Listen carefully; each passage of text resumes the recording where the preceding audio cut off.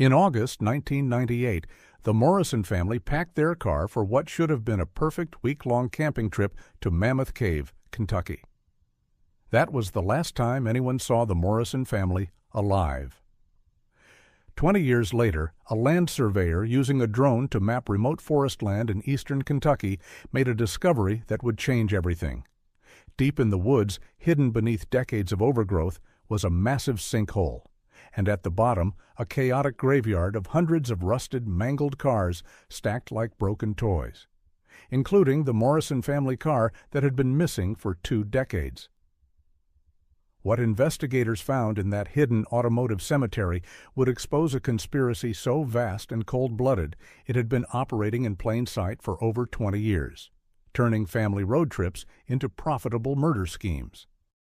Jake Morrison was 34 now, living in the same Columbus house where he'd grown up, the same front porch where he'd watched his family drive away on that August morning in 1998. 20 years of birthdays alone, 20 years of Christmas mornings with no one to call. He'd been 14 then, homesick with the flu while his parents and 2 sisters headed off for their annual camping trip. His dad had honked twice as they pulled out of the driveway, their family tradition. His mom had blown him a kiss. Sarah had yelled, "Feel better, loser," through her rolled-down window, while Jenny just waved, already lost in her Walkman. He was supposed to go with them, but the flu had kept him home with a fever of 102 and a cough that wouldn't quit. Now Jake spent his days installing drywall and replacing rotted window frames, carrying on the family construction business from the same garage where Dad used to store his tools. Morrison Construction. The magnetic sign on his work truck was faded, but legible. He was mudding seams in the Patterson kitchen when his phone rang. His hands were chalky with joint compound, and the homeowner had been hovering all morning, pointing out every imperfection. Unknown number. Kentucky area code. "Jake Morrison," he said, balancing the phone between his shoulder and ear. "This is Officer Beth Coleman with Kentucky State Police. I'm calling about your family." Jake's stomach dropped. After 20 years, those words still hit like a punch to the gut. He set down his putty knife and stepped outside onto the client's porch. The Patterson woman could wait. "What about them?" he asked, voice careful and flat. "We may have found their vehicle." Jake sat down hard on the porch steps. His legs just gave out. "Where?" His voice cracked like he was 14 again. Officer Coleman's tone was gentle but professional. A land surveyor named Dale Rivers was using a drone to map some remote forest land about 60 miles east of Mammoth Cave. He discovered what appears to be a large sinkhole filled with vehicles. Dozens of them, maybe more.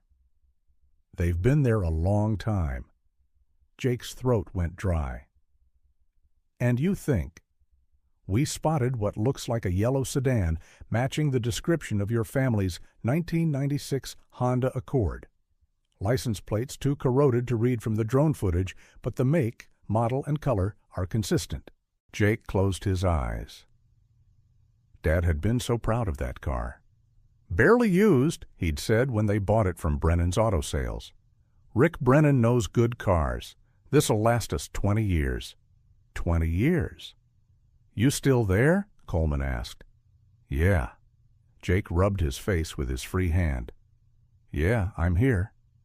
We're going to need you to come down and take a look. I know this is difficult, but we need a family member to help with identification. You're listed as next of kin in the original missing persons file." Next of kin. Christ, he hated that phrase, made it sound so official, so final, like they'd all been reduced to paperwork and case numbers. "When?" he asked. "As soon as you can manage. Detective Amanda Cross is driving down from Louisville to take lead on this. She specializes in cold cases. She'll want to speak with you." Jake looked back through the screen door at the half-finished kitchen. The drywall compound was probably already starting to set. He'd have to scrape it off and start over. "I can be there tonight," he said. "Are you sure?" "I know this is a shock. You might want to—" "I've been waiting 20 years for this call," Jake said. "I'll be there tonight." Coleman gave him an address for the Kentucky State Police post in Bowling Green. She said Detective Cross would meet him there at 9 a.m. tomorrow morning, then they'd drive out to the site together. After he hung up, Jake sat on the porch for a long time, staring at his work truck parked in the driveway. The same type of white Ford his father had driven back when Morrison Construction was more than just one man with a toolbox and a dream of keeping busy enough not to think. He called the Patterson woman and explained he had a family emergency and would finish her kitchen when he got back. She wasn't happy, but Jake didn't care. Some things were more important than crooked seams and customer satisfaction. The drive to Bowling Green took 4 hours. Jake made it in 3.5, stopping only once for gas and black coffee that tasted like motor oil. He checked into a motel that smelled like cigarettes and industrial carpet cleaner, but he didn't sleep. Instead, he sat on the scratchy bedspread and pulled out his phone. In his Photos app, buried in a folder he rarely opened, were the pictures. Mom and Dad on their wedding day, both of them so young and bright-eyed. Sarah in her homecoming dress, complaining that Jake was embarrassing her by taking pictures. Jenny missing her 2 front teeth, grinning at the camera while she held up a drawing of their family. 5 stick figures holding hands in front of a house with a crooked chimney. The last photo was from the morning they left. Dad loading the cooler into the trunk, Mom checking her purse for the 3rd time, making sure she had the campground reservation. Sarah and Jenny arguing about who got to sit by the window. Jake stared at that last photo until his eyes burned. In the background, barely visible through the kitchen window, you could see him lying on the couch with a thermometer in his mouth and a box of tissues on his chest. He'd been so mad about missing the trip. Now he wondered if staying home had saved his life or ruined it. At 8:30 the next morning, he was already sitting in the parking lot of the Kentucky State Police Post, watching officers come and go through the glass doors. His hands shook as he drank gas station coffee that was somehow even worse than yesterday's. At exactly 9 a.m., a woman in a gray blazer and dark jeans walked out of the building and headed straight for his truck. She had short brown hair and the kind of steady eyes that had seen too much but still cared anyway. Jake rolled down his window. "Jake Morrison?" she asked. He nodded. "Detective Amanda Cross, I'm sorry we're meeting under these circumstances." She had a firm handshake and a voice that managed to be both professional and kind. Jake liked her immediately. "Officer Coleman said you specialize in cold cases," he said. 23 years on the force. The last 8 focused exclusively on cases like yours. She glanced at the folder in her other hand. "Families who deserve answers, even if they're not the answers we want to hear." Jake got out of his truck and followed her to an unmarked sedan. The morning air was crisp and clean, nothing like the humid summer heat he remembered from 20 years ago. "Before we head out to the site," Detective Cross said as they buckled their seatbelts, "I want you to know what we're walking into. This isn't just a car accident, Jake. What Dale Rivers found? It's something else entirely." Jake's stomach tightened. "What do you mean?" "The sinkhole is massive, maybe 60 feet across, 40 feet deep, and it's full of cars, not just your family's vehicle, dozens of them, maybe more, all different makes and models, all appearing to be from the 1990s and early 2000s. They've been arranged deliberately, stacked and positioned to maximize space." Jake stared at her. "Arranged? By who?" "That's what we're going to find out." Detective Cross started the engine. "Someone's been using this location as a dumping ground for a very long time, and your family's car is just one piece of a much larger puzzle." As they drove through the winding Kentucky hills toward the remote forest where Dale Rivers had made his discovery, Jake felt something he hadn't experienced in 20 years. Not hope, exactly. Hope was too fragile, too dangerous. But for the first time since that August morning in 1998, he felt like he might finally get some answers, even if they weren't the answers he wanted to hear. The forest road was barely more than 2 tire tracks cutting through dense Kentucky woodland. Detective Cross's sedan bounced over ruts and exposed roots as they drove deeper into terrain that looked like it hadn't seen human traffic in decades. "How did Dale Rivers even find this place?" Jake asked, gripping the door handle as they hit another pothole. "Pure chance," Cross said, navigating around a fallen branch. He was doing a land survey for a logging company. They wanted to map the timber value before making an offer. His drone was doing a grid pattern when it picked up the anomaly. Jake stared out the passenger window at the thick canopy overhead.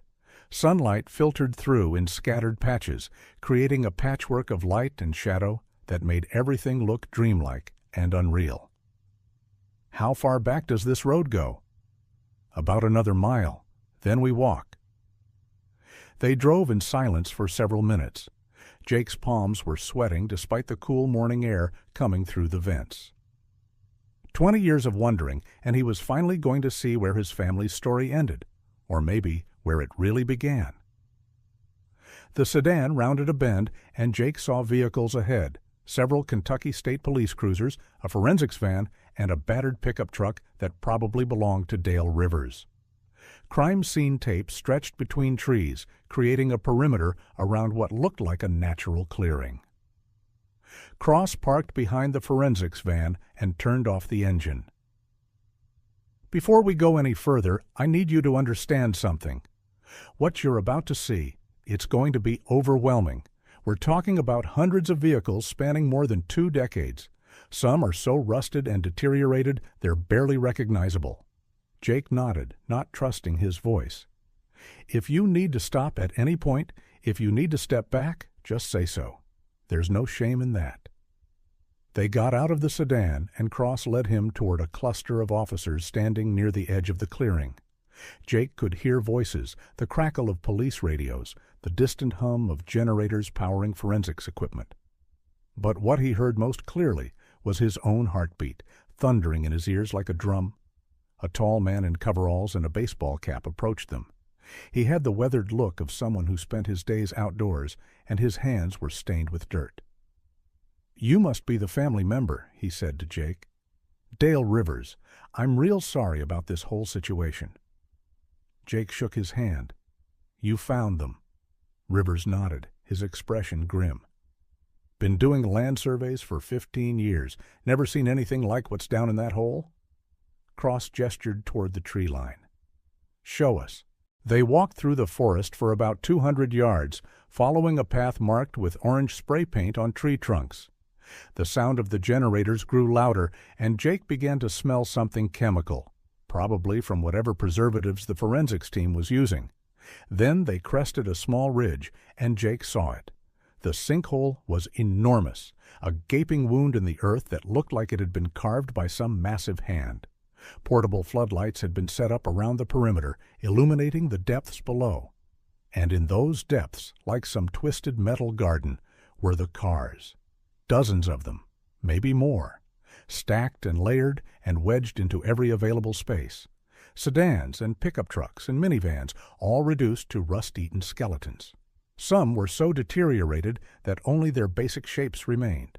Others looked like they'd been down there for just a few years.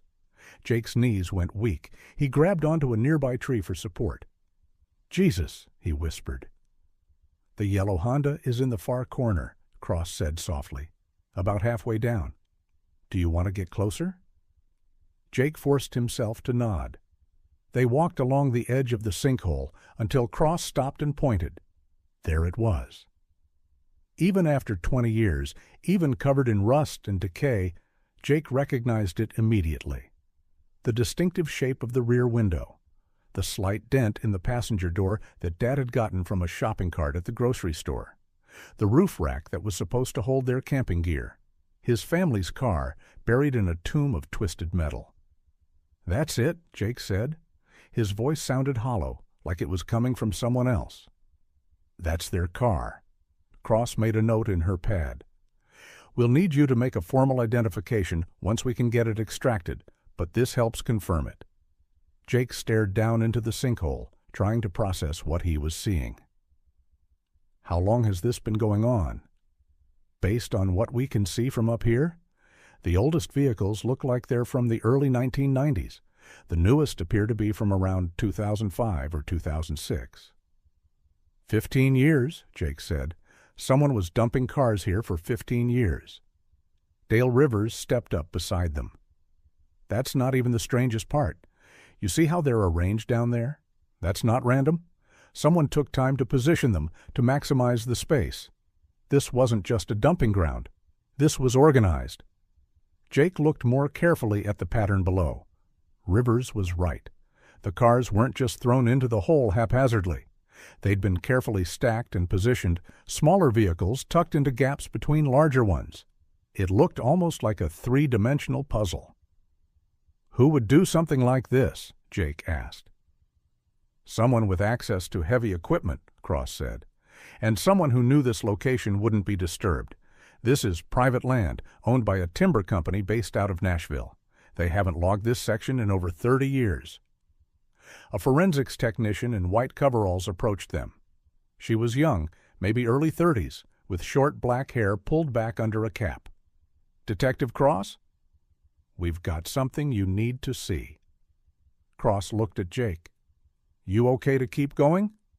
Jake nodded, though he wasn't sure that was true. Everything felt surreal, like he was watching someone else's life unfold. The technician led them to a different section of the sinkhole perimeter. She pointed down toward a cluster of vehicles near the bottom. "See that blue pickup truck?" she said. "The one with the white camper shell?" Jake followed her gaze and spotted it. "We ran the partial plate we could make out through the database.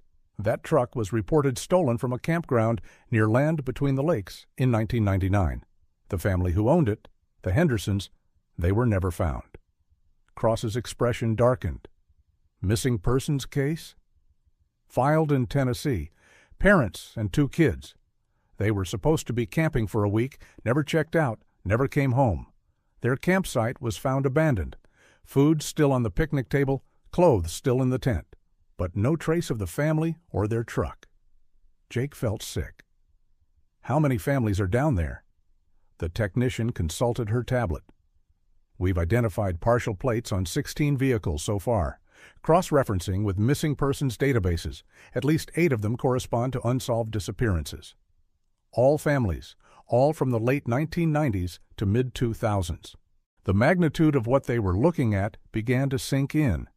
This wasn't just about his family. This was about dozens of families, all of whom had simply vanished without a trace. All of whom had ended up in this hidden graveyard in the Kentucky woods.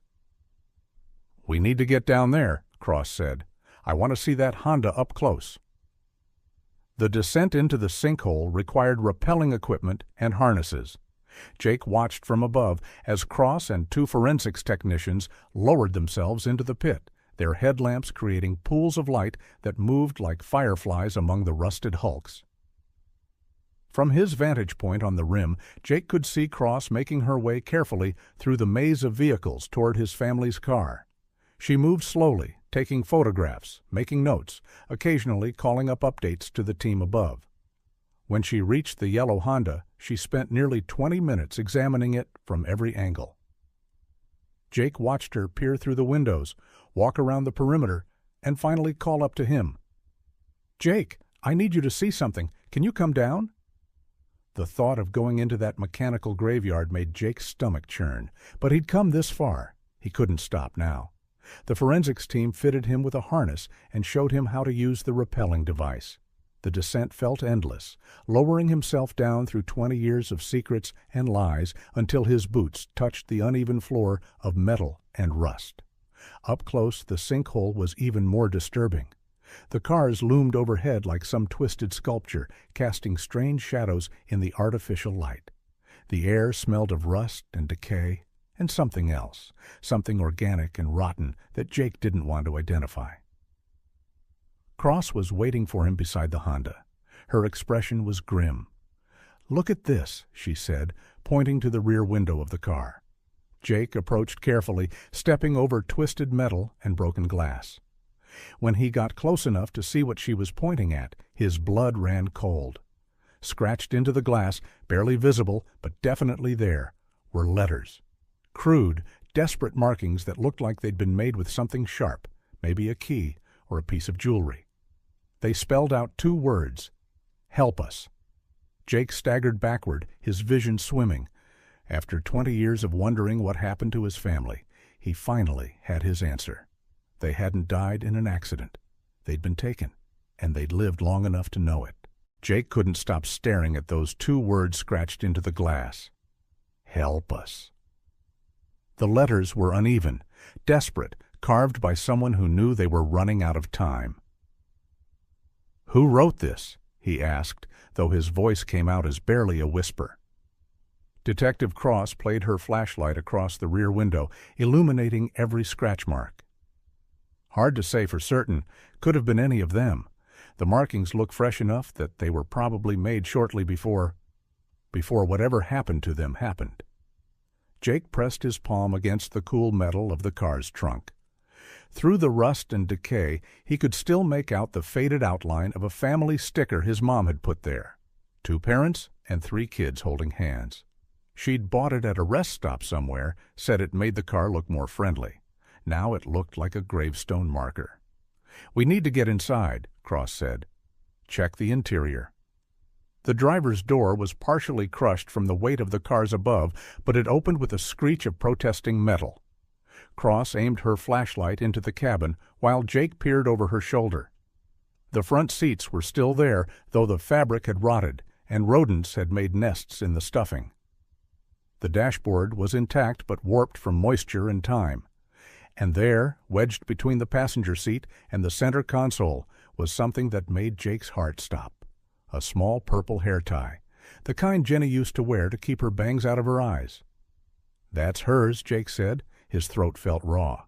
"That's Jenny's." Cross carefully extracted the hair tie with a pair of tweezers and dropped it into an evidence bag. "We'll test it for DNA, but if you're certain—" "I'm certain." Jake remembered buying a pack of those exact hair ties at the drugstore because Jenny had lost hers at school and cried for an hour. She'd been so particular about her hair, always fussing with it in the mirror before they went anywhere. They moved to the back seat. More evidence of his family's presence, a crumpled juice box that Sarah had probably been drinking, a paperback book that looked like one of Mom's romance novels, and something that made Jake's chest tighten with grief. A small stuffed elephant, gray and worn from years of hugging. Jenny's comfort toy, the one she'd had since she was 3 and couldn't sleep without. She would never have left that behind willingly, Jake said. If they'd gotten out of the car on their own, she would have taken it with her. Cross bagged the elephant carefully. "What else can you tell me about your family's habits, their routines? Anything that might help us understand how they ended up here?" Jake thought back to that last morning, trying to remember every detail. Dad was methodical about everything. He would have mapped out their route, made sure they had enough gas, checked the weather forecast. He wasn't the type to take random detours or pick up hitchhikers. "What about their destination? You said they were going to Mammoth Cave." "Yeah, they had reservations at a campground, Green River Campground, I think. They went there every summer since I was little. Same campground, same campsite if they could get it. Dad said it was tradition." Cross made notes in her pad. So they knew the route well. Dad could have driven it blindfolded. We took the same roads every year. Jake paused, a memory surfacing. There was one place they always stopped, a gas station with a restaurant attached, about halfway there. Mom liked their pie. We'd stretch our legs, use the bathroom, maybe get snacks for the road. "Do you remember what it was called?" "Turner's Travel Stop, I think. It was right off Highway 31E. Had these old-fashioned gas pumps and a big sign with a cartoon truck driver." Cross looked up from her notes. "That's helpful. We can check if they made it that far. See if anyone remembers seeing them." A shout from above interrupted them. One of the forensics technicians was calling down into the sinkhole. "Detective Cross, we found something up here you need to see." They made the climb back to the surface, Jake's legs shaking from more than just the physical exertion. Everything about this place felt wrong, like a wound that had been festering in secret for 20 years. At the top, the technician led them to a spot about 50 yards from the sinkhole. He pointed to a section of forest floor that had been cleared of leaves and debris. "We were expanding our search perimeter when we found this," he said.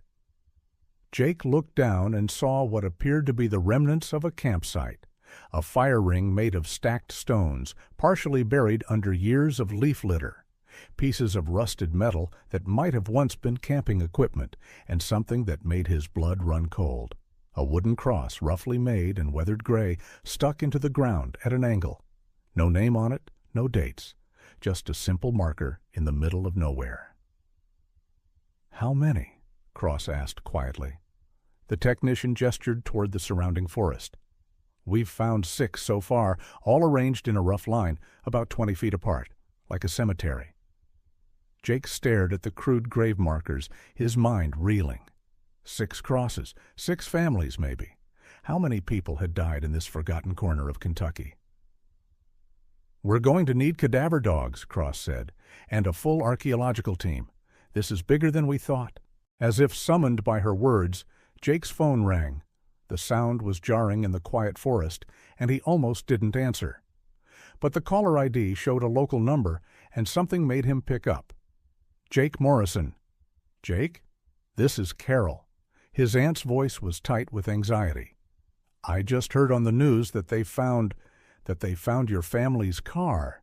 Is it true?" Jake looked around at the crime scene, the police cars, the technicians documenting what might be his family's final resting place. "Yeah, Aunt Carol, it's true." "Oh, honey," her voice broke. "After all these years, I can't believe—" "Are you okay? Where are you?" "I'm at the site, with the police. They're still processing everything." There was a long pause. Then Carol said something that made Jake's stomach drop. "You know, this is probably nothing, but I was going through some old papers yesterday, and I found something that's been bothering me. A receipt from that car dealer where your dad bought the Honda, Rick Brennan's place." Jake's attention sharpened. "What about it?" "Well, the receipt shows they bought the car on July 15th, but I could have sworn David told me they bought it in June. I remember because we were talking about vacation plans, and he said he wanted to take the new car on the camping trip." "Why does that matter?" "It probably doesn't. It's just, if they bought the car in July, that means they only had it for a few weeks before the trip. Seems like an odd time to take a brand new car on a long drive through the mountains."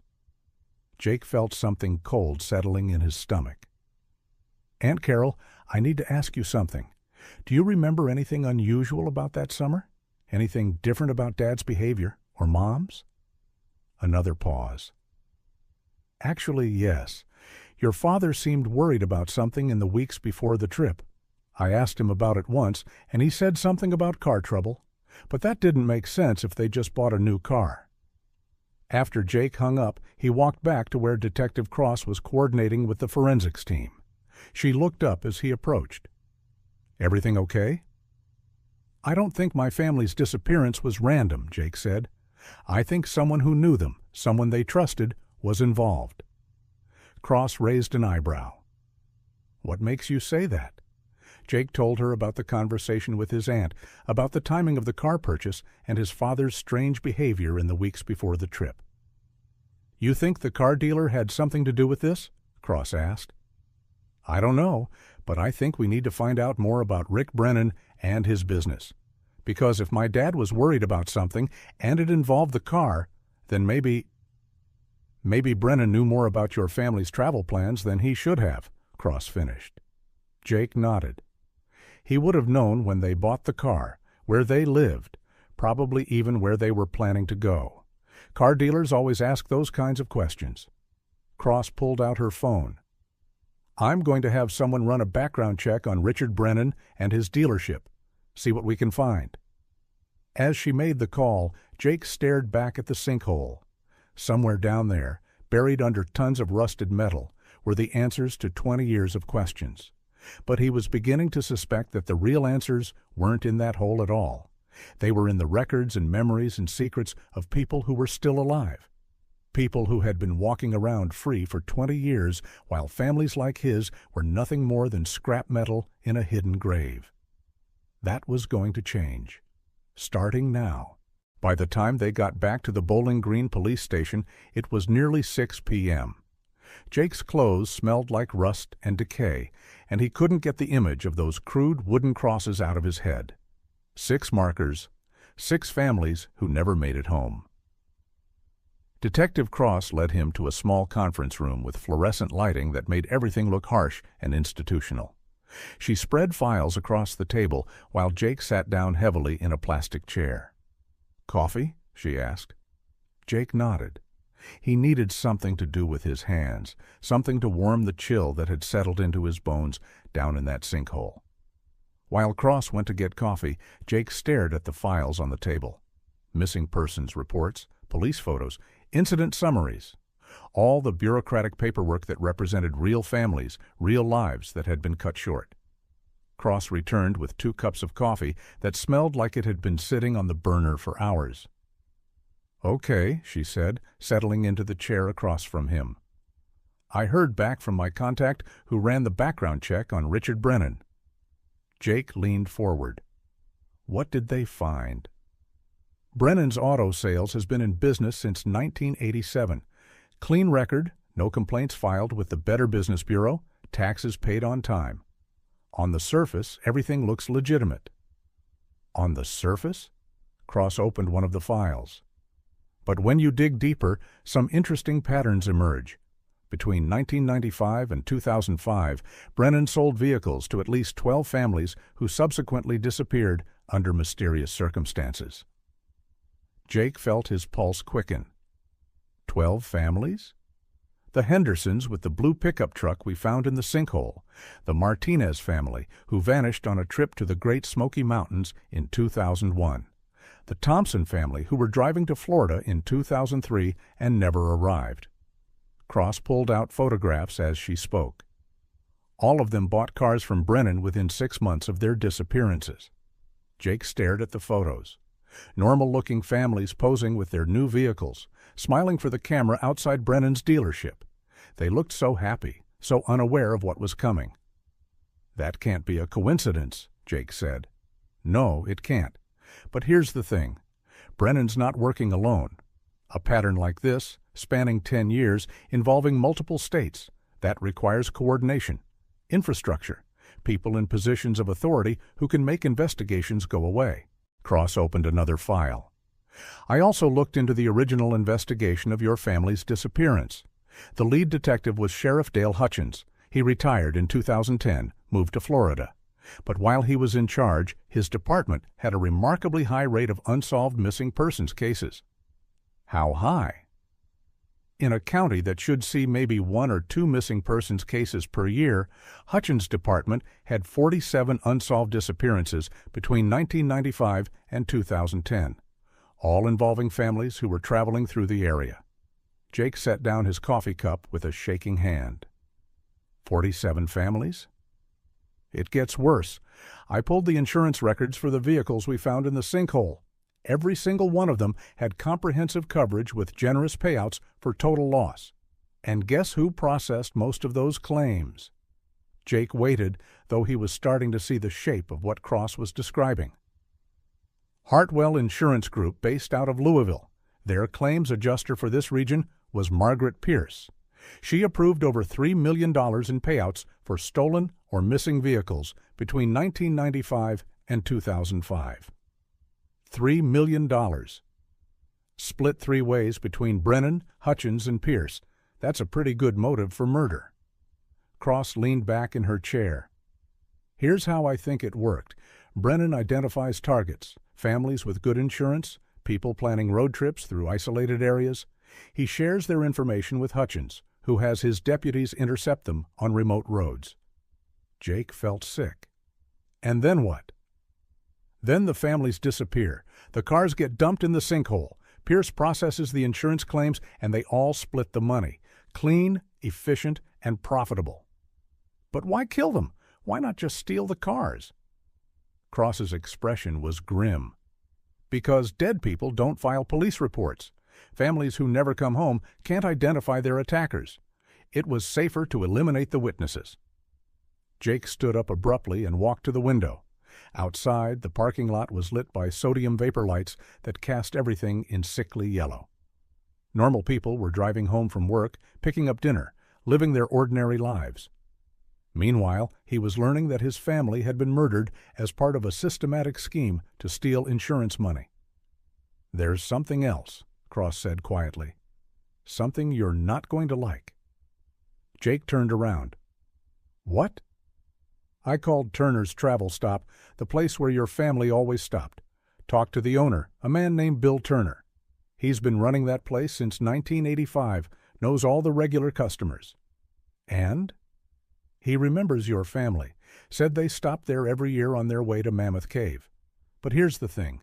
In August 1998, they never made it to his restaurant." Jake felt the room spinning slightly. "What do you mean?" "Turner's is about 90 miles south of Columbus, right? If your family left home at normal time, they should have reached Turner's by early afternoon. But Turner says he never saw them that day, which means they were intercepted somewhere between Columbus and Turner's." Jake sank back into his chair. "They never even made it halfway to Mammoth Cave. There's a stretch of Highway 31E that runs through some pretty remote country, lots of places where a sheriff's deputy could pull someone over without being seen." Cross pulled out a map and spread it on the table.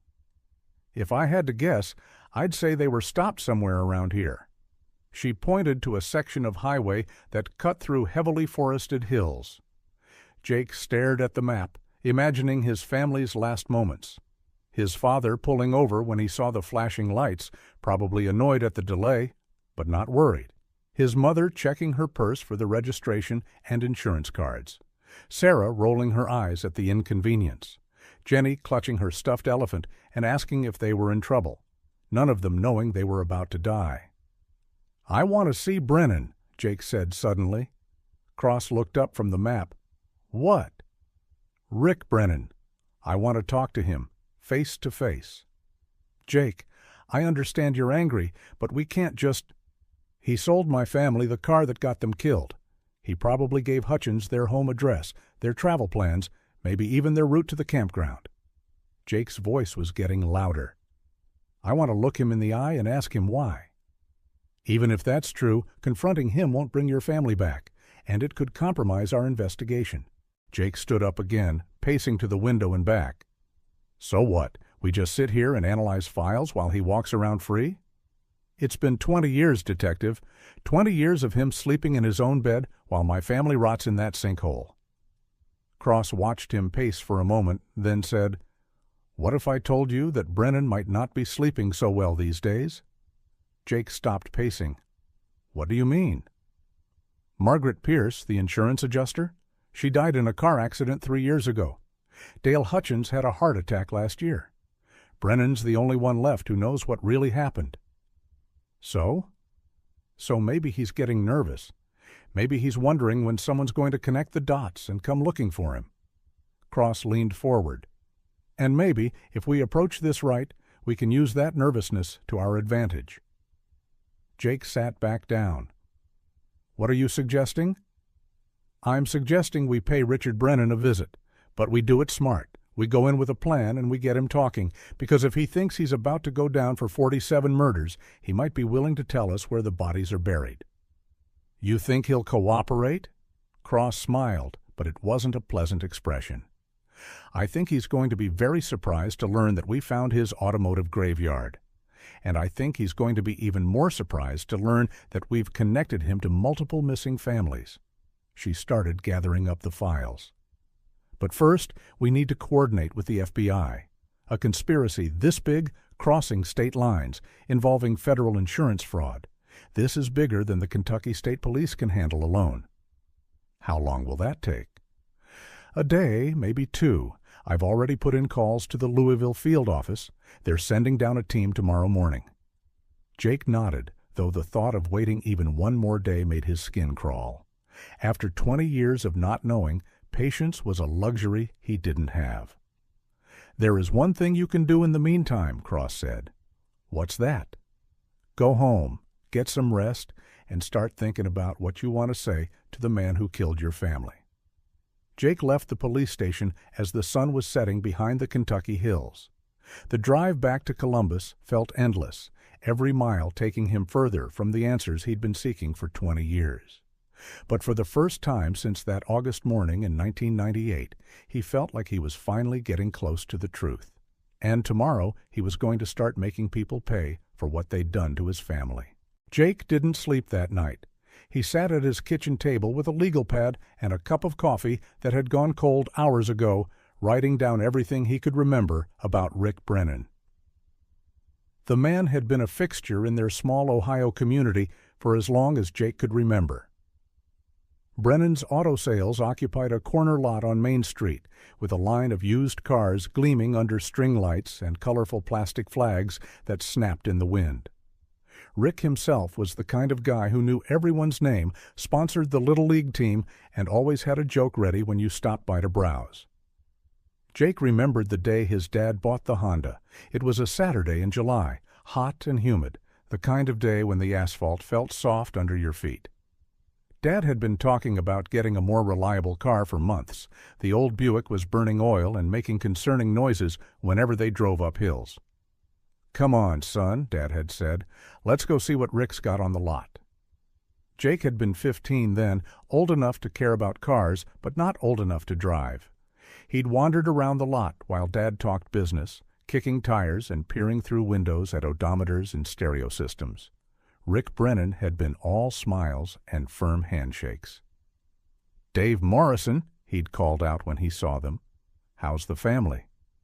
"Kids getting big, I bet." Dad had introduced Jake, and Rick had made the usual small talk about school and sports and plans for the summer. Then he'd steered them toward the yellow Honda. "This beauty just came in," Rick had said, patting the hood like it was a prize horse. "One owner, low miles, perfect for family trips. You folks still taking those camping vacations down to Kentucky?" At the time, Jake had thought nothing of the question. Rick knew everyone in town, knew their habits and routines. Of course, he'd remember their annual camping trips. Now, writing it all down in the harsh light of his kitchen, Jake realized Rick had been gathering intelligence. How many people were in the family, where they liked to travel, what routes they might take, information that would be very useful if you were planning to intercept them on a lonely road. Jake's phone rang at 6 a.m., jolting him out of his memories. Detective Cross. "Did you sleep at all?" she asked without preamble. "Not really? You?" "About 3 hours. Listen, the FBI team arrived early. Agent Torres wants to meet with you before we approach Brennan." "When?" "Now, if you can make it. We're at the Bowling Green station." Jake was already reaching for his truck keys. "I'll be there in 4 hours. Drive careful. And Jake, bring whatever you wrote down last night. I can hear it in your voice. You remembered something important."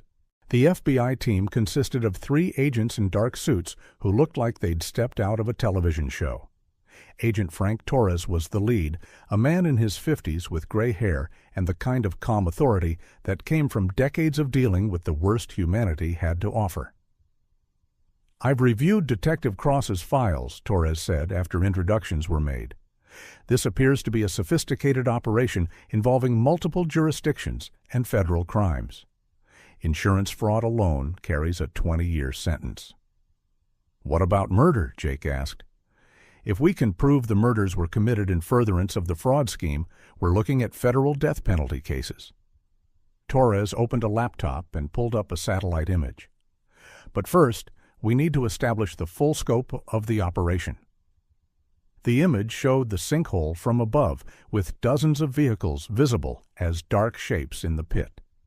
Red markers indicated the location of each car that had been identified so far. "Preliminary estimates suggest there are over 60 vehicles down there," Torres continued.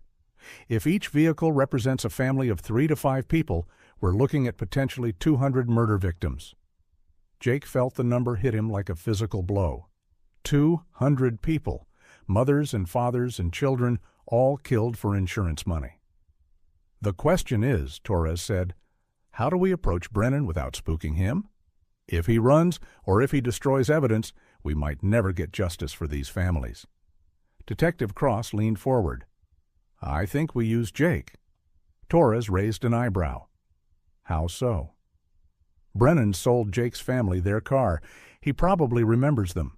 If Jake shows up asking questions about the vehicle, acting like he's just trying to get closure. "You want me to pretend I don't know anything," Jake said. "Exactly. Go in as a grieving family member who's finally gotten a lead after 20 years. See what he says. See if he gives anything away." Torres nodded slowly. "It could work, but you'd have to be very careful. If Brennan suspects you know more than you're letting on." "I can handle it," Jake said. "I've been thinking about what I'd say to him for 20 years. They spent the next 2 hours planning the approach. Jake would wear a wire, a tiny transmitter that would broadcast everything Brennan said to a surveillance van parked nearby. Detective Cross and Agent Torres would be listening, ready to move in if things went wrong. The plan was simple. Jake would tell Brennan that the police had found his family's car and he was trying to piece together their last movements. He'd ask about the sale, about anything unusual Brennan might have noticed, about whether his parents had mentioned their travel plans. All questions a grieving son might naturally ask. All questions that might prompt Brennan to reveal more than he intended. Brennan's auto sales looked exactly the same as Jake remembered. The same string lights, the same plastic flags, the same lineup of used cars promising reliable transportation at affordable prices. Even the hand-painted sign was the same, though it had faded over the years.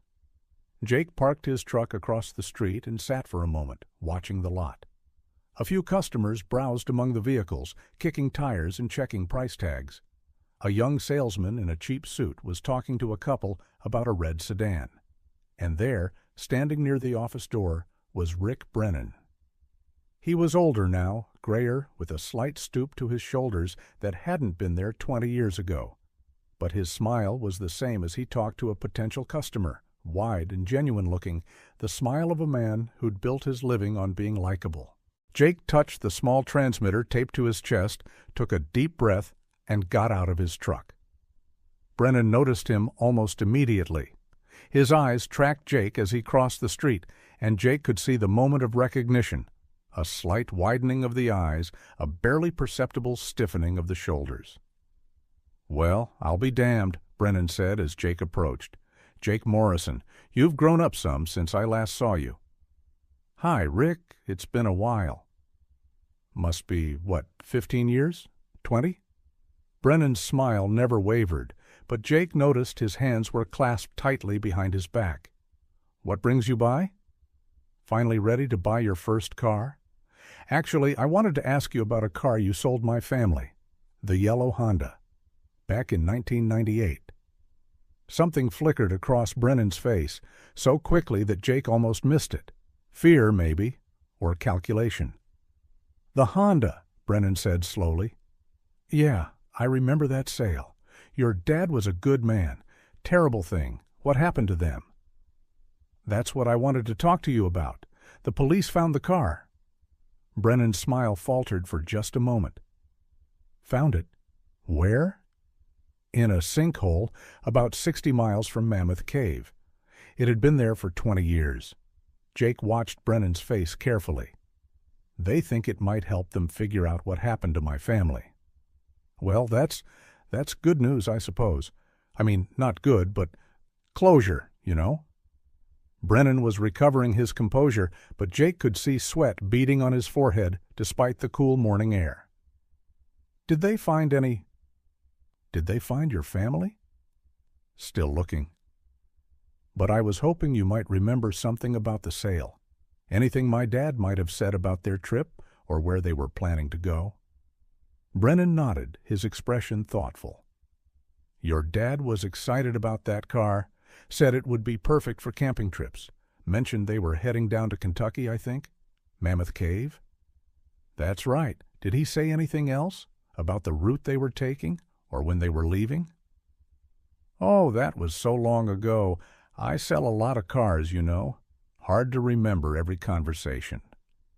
Brennan glanced toward his office. "But I think he mentioned they always took the same route. Highway 31E, wasn't it? Said it was scenic." Jake's blood ran cold. Highway 31E was exactly where Detective Cross thought his family had been intercepted. and there was no way Brennan should remember that level of detail about a car sale from 20 years ago, unless it was important to him for reasons that had nothing to do with customer service.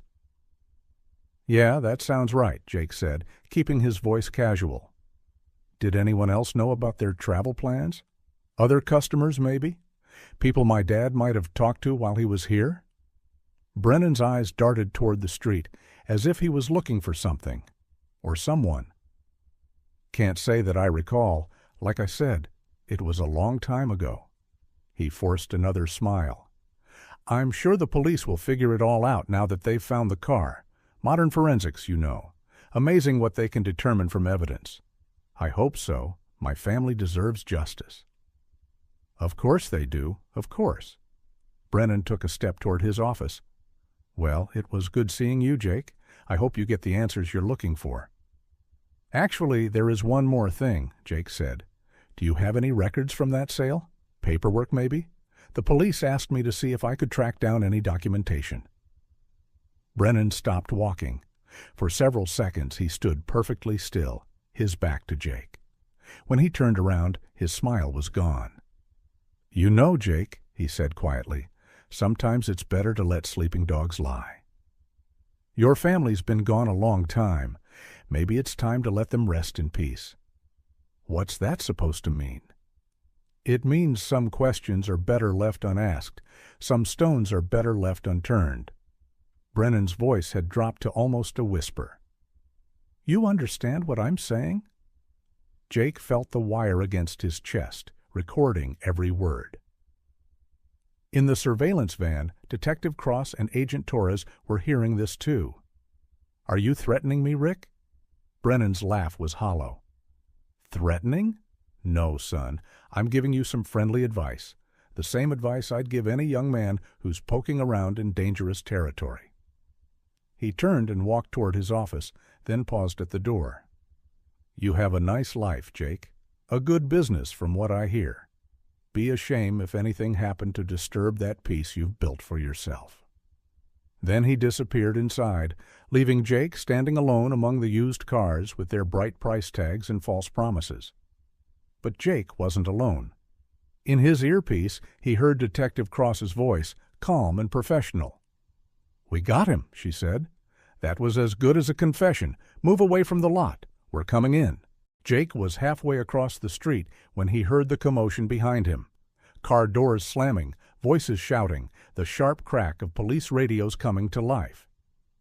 He turned to see FBI agents and Kentucky State Police surrounding Brennan's auto sales, their vehicles forming a loose perimeter around the lot. Through the office window, Jake could see Rick Brennan at his desk, phone pressed to his ear.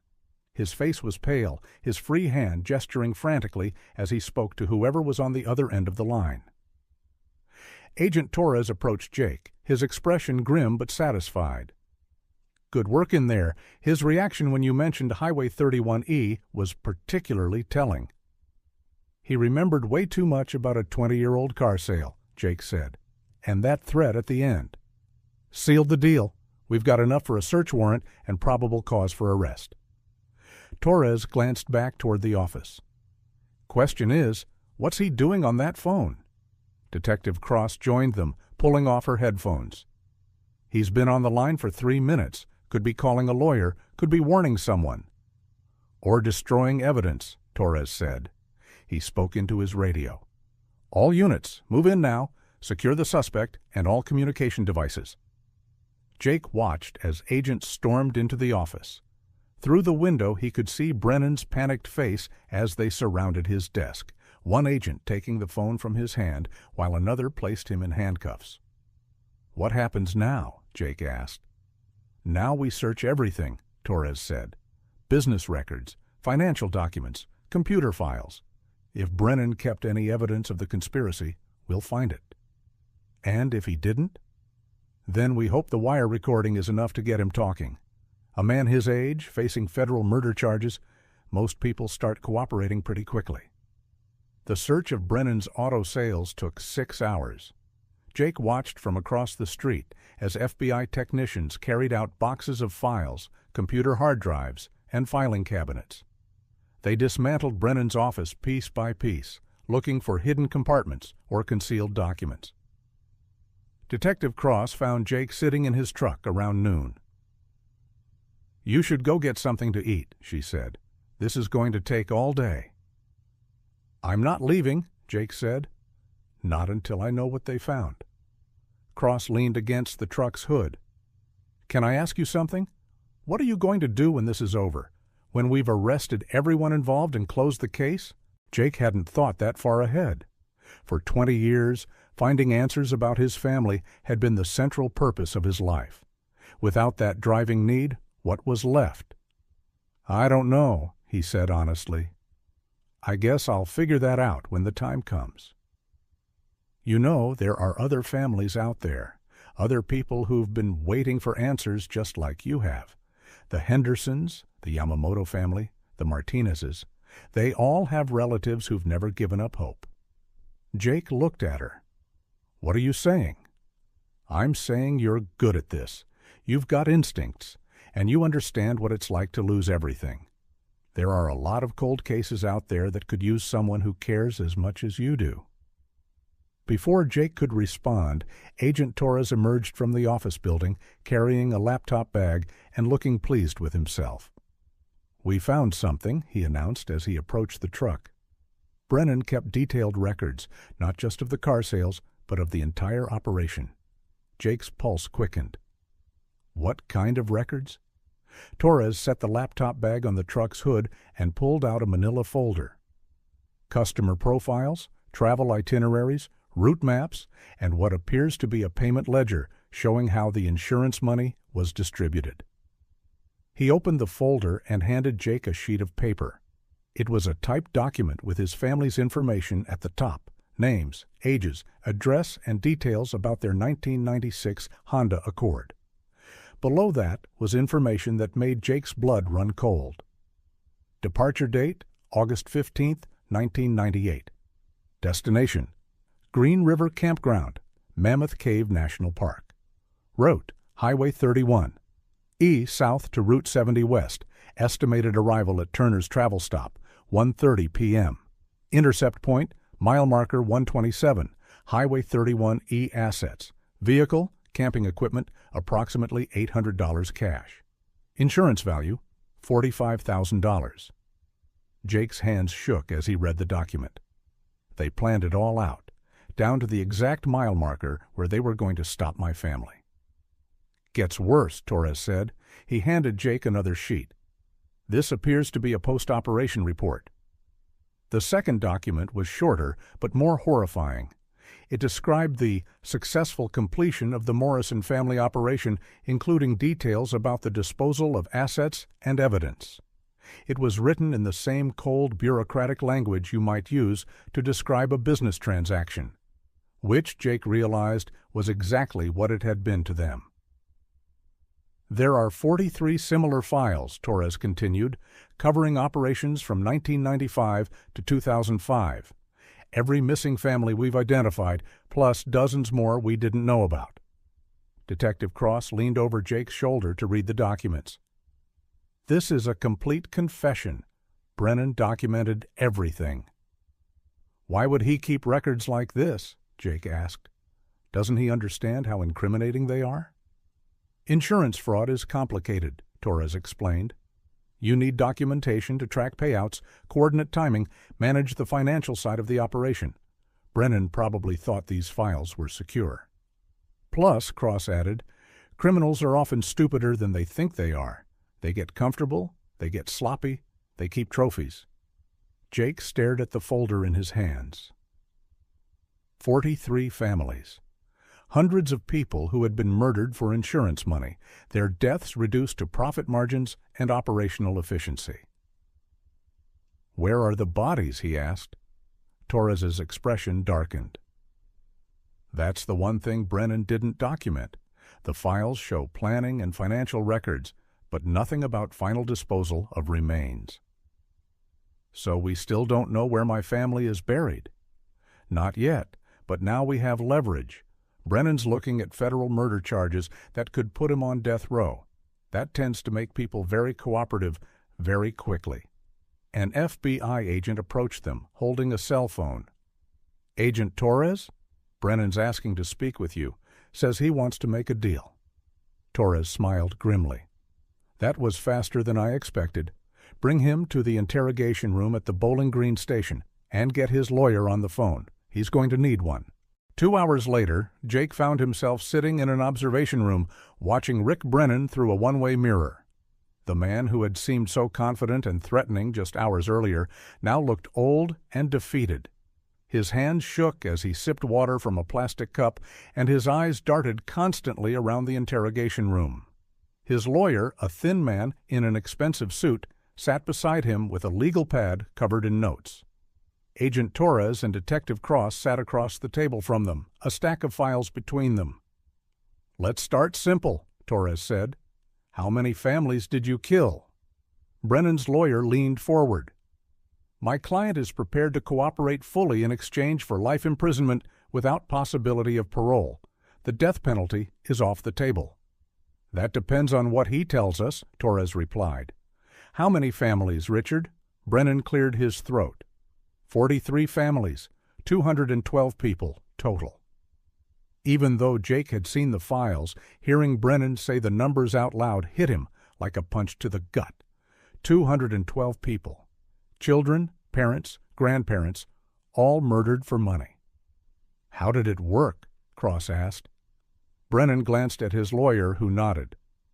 "I identified the targets, families with good insurance, people planning trips through isolated areas.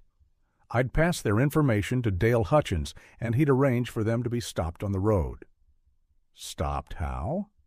"His deputies would pull them over, traffic violation, vehicle inspection, something routine. The families wouldn't be suspicious. It was just a normal police stop." "And then?" Brennan's voice dropped to a whisper. "Then they'd be taken to a secondary location. Hutchins had a place in the woods, an old hunting cabin. That's where—" He trailed off, unable to finish the sentence.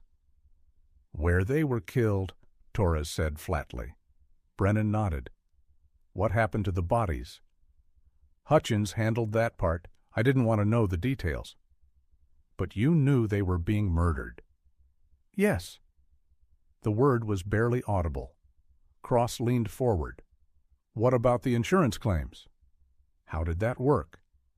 "Margaret Pierce processed the claims. She'd wait a few weeks after each operation, then file reports claiming the vehicles had been stolen or the families had met with accidents in remote areas. The insurance companies paid out, and we split the money 3 ways." "How much money total?" Brennan consulted with his lawyer again before answering. "Approximately $8 million over 10 years. Jake felt sick. His family's lives had been worth about $180,000 to these people, less than the cost of a house. Torres pulled out a map and spread it on the table. "Where is Dale Hutchins's hunting cabin?" "About 20 miles northeast of the sinkhole, off an old logging road that's not on most maps." Brennan pointed to a spot on the map. "The cabin's probably collapsed by now, but the cellar, that's where he put them." Jake's hands clenched into fists. His family was in a cellar under a collapsed hunting cabin, buried like garbage after being murdered for insurance money. "We'll need exact coordinates," Torres said. "I can draw you a map, but you should know, Hutchins wasn't the only one. He had help, other deputies, maybe even some state police. This thing went deeper than just the 3 of us." Cross and Torres exchanged glances. "How much deeper?" "I don't know all the names. Hutchins kept that information to himself, but there were others. Had to be, to make this many people disappear without anyone asking questions." The interrogation continued for another hour, with Brennan providing details about specific operations, financial arrangements, and the logistics of the conspiracy. Jake listened to it all, taking mental notes, burning every detail into his memory. When it was over, Agent Torres joined Jake in the observation room. "We've got enough to put him away forever," Torres said. "And more importantly, we know where to look for the remains." "When do we go there?" "First light tomorrow. We'll bring cadaver dogs, forensic specialists, everything we need to properly recover, and identify the remains. Jake stared through the one-way mirror at Rick Brennan, who was now hunched over the table with his head in his hands. "I want to be there," Jake said. "When you find them, I want to be there." Torres nodded. "I figured you would. Just be prepared. After 20 years in the ground, identification is going to be difficult. Mainly dental records and DNA. I understand, but they're my family. They've been alone out there for 20 years. The least I can do is be there when they come home." The convoy left Bowling Green at dawn. FBI vehicles, Kentucky State Police cruisers, a forensics van, and a truck carrying ground-penetrating radar equipment. Jake followed in his own truck, unwilling to be a passenger when they were finally going to bring his family home. The drive to Hutchins' hunting cabin took them deep into Daniel Boone National Forest, along increasingly narrow roads that eventually became little more than dirt tracks, winding through dense hardwood forest. Ancient oaks and maples formed a canopy so thick that even at midday the forest floor remained in perpetual twilight. Agent Torres had wanted to leave Jake behind, arguing that a crime scene was no place for family members. But Detective Cross had intervened, pointing out that Jake had earned the right to be there through 20 years of searching and 2 days of helping them crack the case. "Just stay back and let us work," Torres had finally agreed. "This is going to be difficult enough without civilians getting in the way." They found the hunting cabin exactly where Brennan had indicated on his hand-drawn map. Or rather, they found what remained of it. 2 decades of neglect had reduced the structure to a few rotting wall studs and a collapsed roof covered in vines and moss. Only the stone foundation and chimney remained intact, poking up through the undergrowth like broken teeth. "There," said Dr. Sharon Kim, the FBI's forensic anthropologist. She pointed to a depression in the ground near what had once been the cabin's rear wall. "That looks like a cellar entrance." The depression was partially hidden by fallen logs and accumulated debris, but Jake could make out the outline of what might once have been a wooden door or hatch. His stomach clenched as he realized his family was probably buried just a few feet below where he was standing. The forensics team worked methodically, first using metal detectors to map the area for any buried objects, then bringing in the ground-penetrating radar to create a detailed picture of what lay beneath the surface. Dr. Kim studied the radar images on a laptop screen, her expression growing increasingly grim. "We've got multiple anomalies consistent with human remains," she announced. "Looks like there might be several burial sites around the cabin." "How many?" Detective Cross asked. "Hard to say from the surface scans. At least a dozen discrete areas of disturbance. Could be more." Jake watched the forensics team begin the painstaking process of excavation. They worked in a grid pattern, carefully removing layers of soil and debris, photographing and cataloging everything they found. It was slow, methodical work, the kind of patient scientific process that Jake's construction-trained mind could appreciate, even as his heart screamed for them to move faster. The first discovery came around noon. Dr. Kim called everyone over to a section of the grid about 10 feet from the collapsed cabin. "Textile fragments," she said, holding up a small evidence bag containing what looked like scraps of faded fabric. "Appears to be cotton, possibly from clothing. And this—" She held up another bag containing what looked like a small metal object. "Looks like a zipper pull from a jacket or sweatshirt." Jake's breath caught. His mother had been wearing a blue windbreaker the morning they left. He remembered it clearly because she debated whether to pack it or wear it, finally deciding the mountain air might be cool even in August. "Can you tell how old it is?" he asked. Dr. Kim examined the zipper pull through the plastic bag. Metal corrosion is consistent with 20 years of burial, and the textile fragments show the right degree of decomposition for that time frame. They continued digging, more fabric, a few buttons, part of a leather wallet so degraded that any identification it might have contained had long since rotted away. And then, around 2 p.m., Dr. Kim made the discovery they'd all been dreading and hoping for. "I've got bone," she said quietly. Jake felt his knees go weak.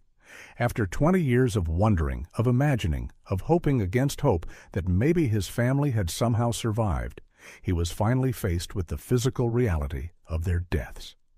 Detective Cross put a hand on his shoulder. "You don't have to watch this part," she said gently. "Yes, I do," Jake replied. His voice was hoarse but steady. "They're my family.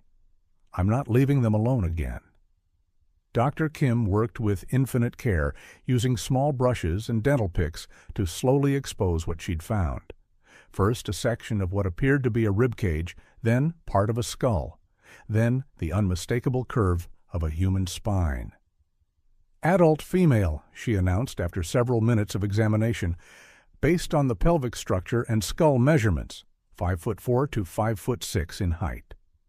Jake's mother had been 5 feet 5 inches.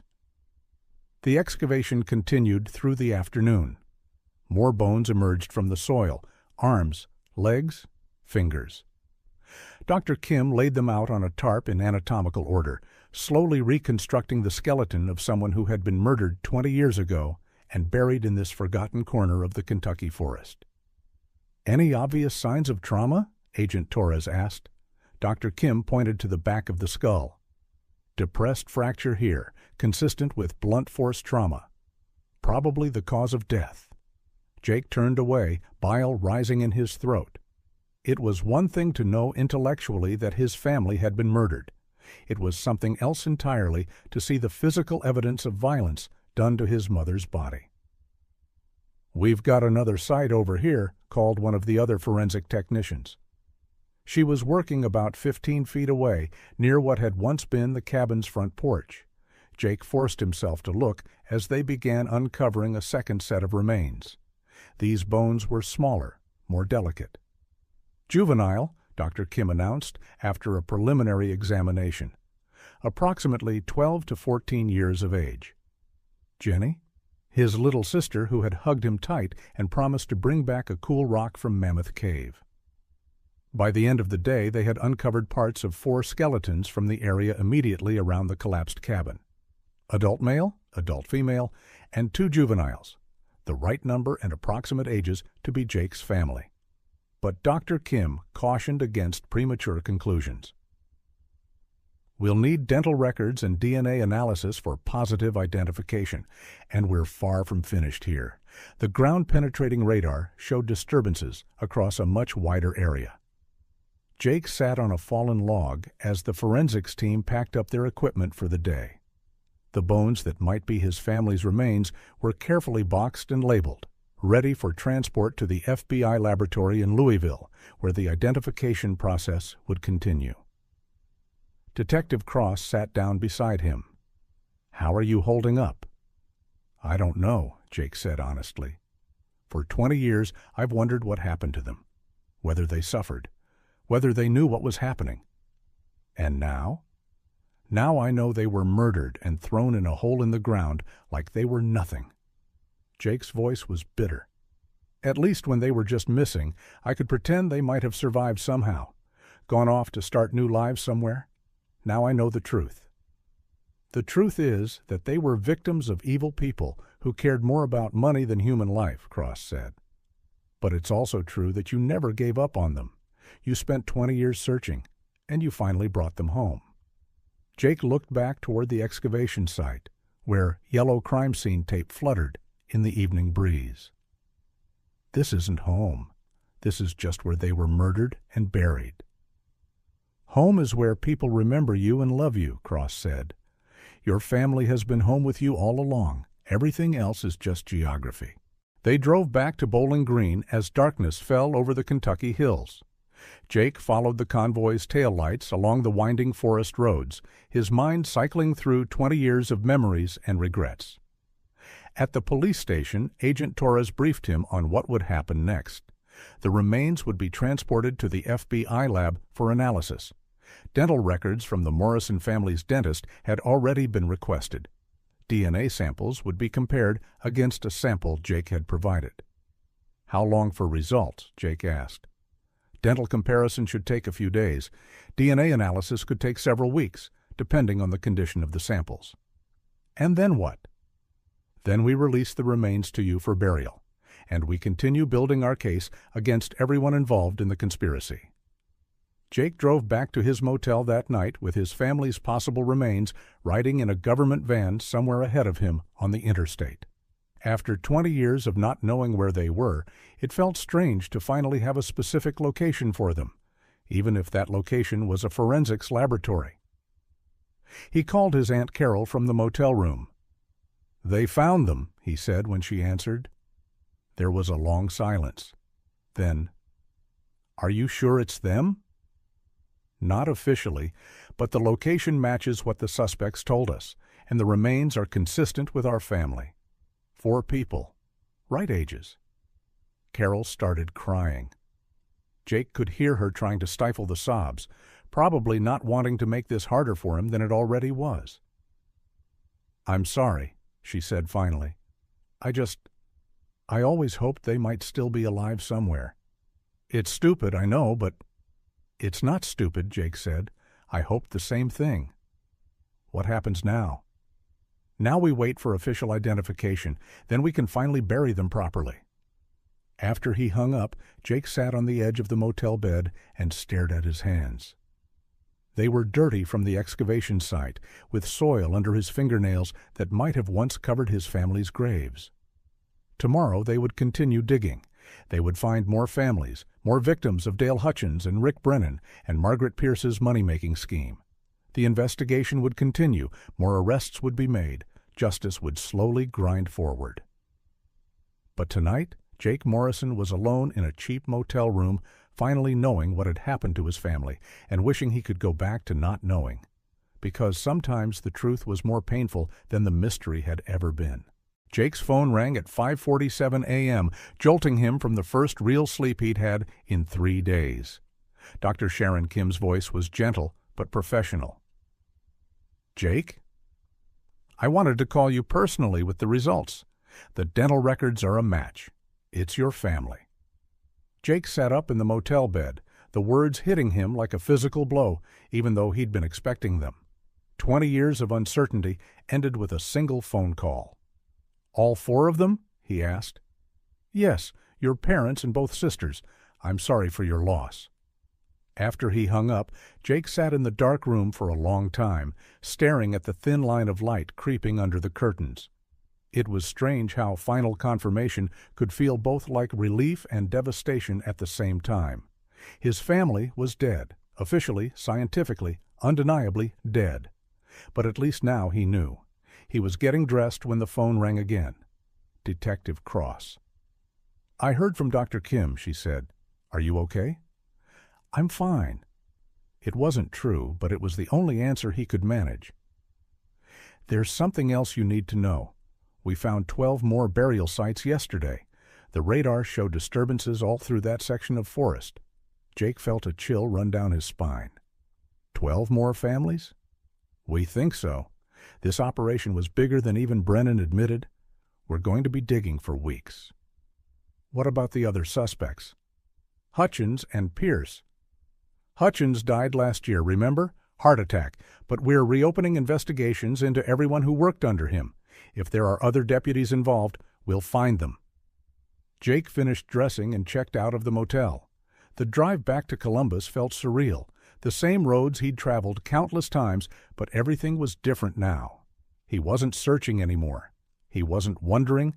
He was just a man driving home after finally learning the worst possible truth about the people he'd loved most.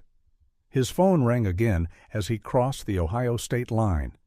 A number he didn't recognize. "Jake Morrison?" "Yes." "This is Michelle Thompson. I think you found my family." Jake pulled over at a rest stop. "I'm sorry. I don't understand." "My parents and my little brother disappeared in 2003. They were driving to Florida for vacation. I saw the news report about the sinkhole, about all the families. The reporter mentioned a blue Honda with Pennsylvania plates." Jake's stomach knotted. "That might have been in the files, yes. I've been calling police departments for 15 years. They always told me my family probably had an accident somewhere or maybe started new lives. But I knew something was wrong. Families don't just disappear. "No," Jake said. "They don't?" "The FBI agent I spoke with, Agent Torres, he said you were the one who broke the case open, that you never stopped looking for your family." Jake didn't know what to say. He'd spent 20 years focused on his own loss, his own need for answers. He'd never really thought about all the other families who were also missing, also waiting. "I just wanted to thank you," Michelle continued, "and to ask, what happens now? To us, I mean, the families who are left." "I don't know," Jake said honestly. "I guess we figure it out as we go." After he hung up, Jake sat in his truck at the rest stop for almost an hour. Other travelers came and went, families with kids heading to vacation destinations, couples driving to visit relatives, ordinary people living ordinary lives.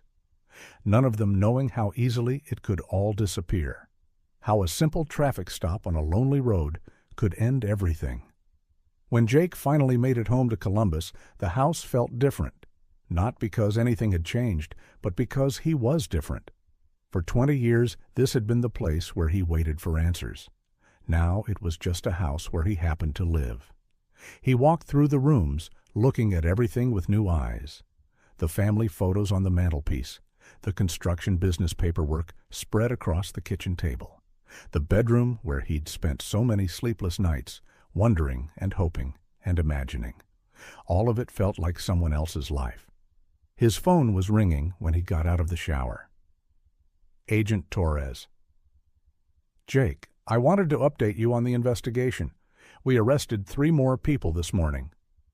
"Who?"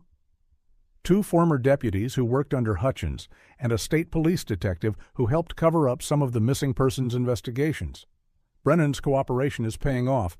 He's giving us names and details about the whole network." "How many people were involved?" "At least 8 that we know of. Maybe more. This thing was bigger than we initially thought. They had people in multiple law enforcement agencies, insurance companies, even some county officials who helped falsify death certificates." Jake sank into his kitchen chair. "Jesus?" "The good news is that Brennan's plea agreement requires him to provide complete cooperation. Every name, every detail, every bank account. We're going to prosecute everyone involved." "What about the other families? The ones still being excavated?" "We've identified remains from 6 more families so far. Dr. Kim's team is working around the clock. Each identification means we can contact surviving relatives, give them closure like you got." After Torres hung up, Jake sat at his kitchen table and thought about Michelle Thompson's phone call, about all the other relatives who were probably waiting by their phones right now, hoping for news about their own missing loved ones. He thought about 20 years of searching alone, of carrying the weight of not knowing by himself. Maybe it didn't have to be that way for other people. Jake spent the rest of the afternoon making phone calls, first to Detective Cross, then to Agent Torres, then to the FBI's Victim Services Coordinator. "I want to help," he told each of them. "The other families, the ones who are just finding out what happened to their loved ones. I want to be available to talk to them." "That's very generous," the Victim Services Coordinator said. "But are you sure you're ready for that? You just got confirmation about your own family. You might want to take some time to process that." "I've had 20 years to process it," Jake said. "These other families are just starting that journey. If my experience can help them somehow." "Grief counselors usually recommend waiting at least." "I'm not a grief counselor," Jake interrupted. "I'm someone who's been exactly where they are, someone who understands what it's like to spend years wondering and hoping and getting nowhere. That's not something you learn in school." 2 days later, Jake was sitting in the FBI field office in Louisville, across from a woman named Patricia Henderson. Her husband and 2 teenage sons had disappeared during a camping trip in 1999. Their blue pickup truck was one of the vehicles found in the sinkhole. "I never remarried," Patricia said. Her voice was steady, but her hands shook as she held her coffee cup. "Everyone said I should move on, that I was wasting my life waiting for dead people. But I couldn't. What if they came back and I wasn't there?" Jake nodded. "I understand." "Do you? Really? Because everyone says they understand, but they don't. They don't know what it's like to wake up every morning hoping today's the day you'll get answers. I woke up like that for 20 years, Jake said. Every phone call, every knock on the door, every news report about unidentified remains. Part of me hoping it would be them, part of me terrified it would be them. Patricia's composure cracked slightly. Yes, exactly like that. They talked for 2 hours about the endless waiting, about the false leads and dead ends, about the way other people's sympathy eventually turned to impatience and then to avoidance, about the guilt of moving forward with life when your loved ones were frozen in time. When it was over, Patricia shook Jake's hand. Thank you for listening, for understanding, and for never giving up on your family. If you hadn't kept searching, someone else would have found that sinkhole eventually, Jake said. Maybe, but maybe not for another 20 years. My boys would have been 40 years old before anyone knew what happened to them. That evening, Jake called Detective Cross. I want to do this, he said. Work with the other families. Help them through this process. It's not going to be easy, Cross warned. Some of these cases go back 25 years. Some of the relatives have given up hope entirely. Others are angry at the system, at law enforcement, at everyone. I don't expect it to be easy. Nothing about this has been easy. And it won't bring your family back. Jake looked around his empty house at the photos and memories that were all he had left of the people he'd loved most. No, but maybe it can help make sure other families don't disappear as completely as mine did. Cross was quiet for a moment. Then she said, There's something else you should know. The excavation at Hutchins' cabin is finished. They found remains from 14 families total. 47 people. 47, Jake repeated. 47 people who had relatives wondering what happened to them. Some of those relatives are still alive. Some of them died without ever knowing the truth. But because of what you did, because you never stopped looking, 47 families can finally come home. Jake hung up and walked out onto his front porch, the same porch where he'd watched his family drive away on that August morning in 1998. The street was quiet, lit by the same streetlights that had been there when he was 14. But everything was different now. Tomorrow he would start making calls to other relatives, other survivors. He would help them navigate the process of victim identification, funeral arrangements, and the long road toward whatever came after justice. It wouldn't bring his family back. Nothing could do that. But maybe in some small way it could make their deaths mean something beyond just another entry in Dale Hutchins' profit ledger. Maybe it could help ensure that no one else would have to spend 20 years searching for answers that should never have been hidden in the first place. Jake Morrison had spent half his life looking for his family. Now he was going to spend the rest of it helping other families find their way home. 3 weeks later, Jake stood in Riverside Cemetery in Columbus, watching 4 mahogany caskets being lowered into the ground. The funeral director had done his best, but after 20 years in Kentucky soil, there hadn't been much left to work with. The caskets were mostly symbolic, a way to give the Morrison family a proper burial at last. The service was small, Aunt Carol looking older and frailer than Jake remembered. A few neighbors who still lived on the street where he'd grown up. Detective Cross had driven up from Kentucky, along with Agent Torres and Dr. Sharon Kim, and standing near the back, almost hidden behind a large oak tree, was Mike Brennan. Jake hadn't expected Rick Brennan's son to show up.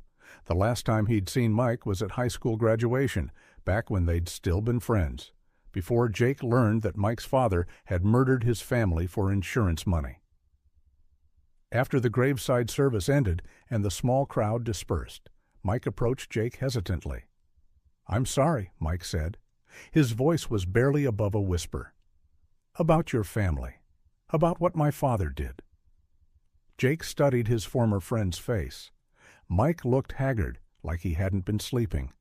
Dark circles under his eyes, stubble on his chin, the kind of exhausted desperation that came from learning that everything you thought you knew about your life was a lie. "You didn't know," Jake said finally. "I should have known. I worked at the dealership summers during high school. remember? I saw him going through customer files, making phone calls at weird hours. I thought he was just being thorough. He fooled everyone. That was the point. Mike shook his head. You don't understand. I found something. After the FBI searched the dealership, after they arrested him, I went to clean out his office, and I found a lockbox hidden behind a false wall. Jake felt his pulse quicken. What kind of lockbox? Photos, hundreds of them, families posing with their new cars, including ... Mike's voice broke. Including your family, the day they bought the Honda. Jake remembered that day vividly. His dad had been so excited about the new car that he'd insisted on taking pictures.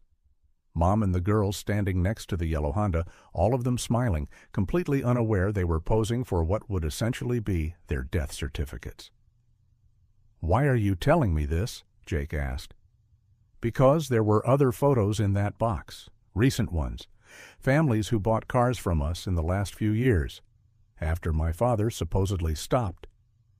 Mike looked around nervously, then pulled Jake aside, away from the lingering mourners.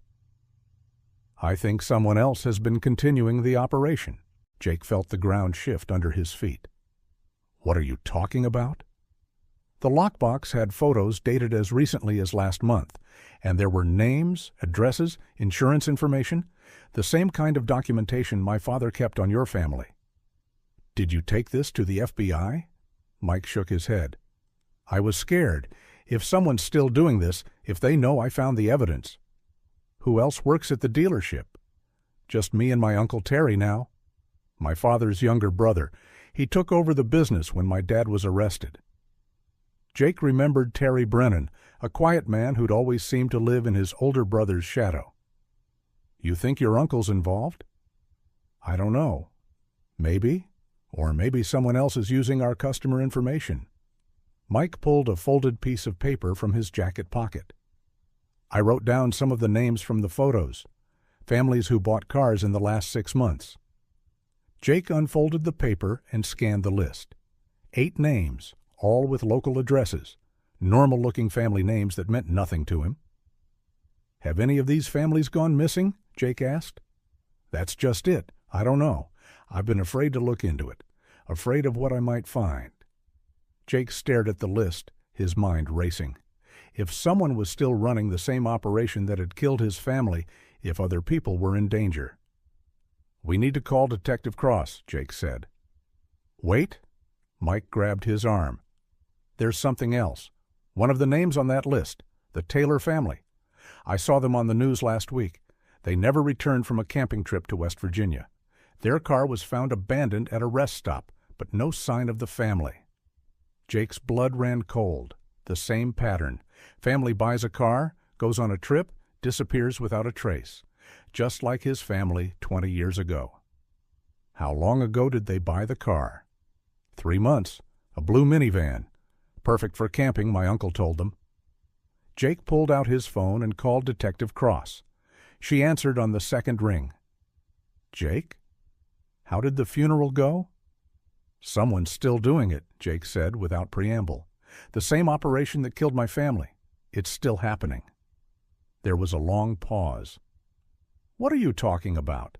Jake explained about Mike's discovery, about the lockbox and the recent photos, and the Taylor family who disappeared after buying a car from Brennan's dealership. I'll be there tonight, Cross said. Don't do anything until I arrive, and make sure Mike doesn't go anywhere. If he's right about this, he could be in danger too. After Jake hung up, he looked at Mike, who was standing pale and shaking next to his family's fresh graves. My Uncle Terry, Mike said quietly. He was always around when I was growing up. Family barbecues, holidays, birthday parties.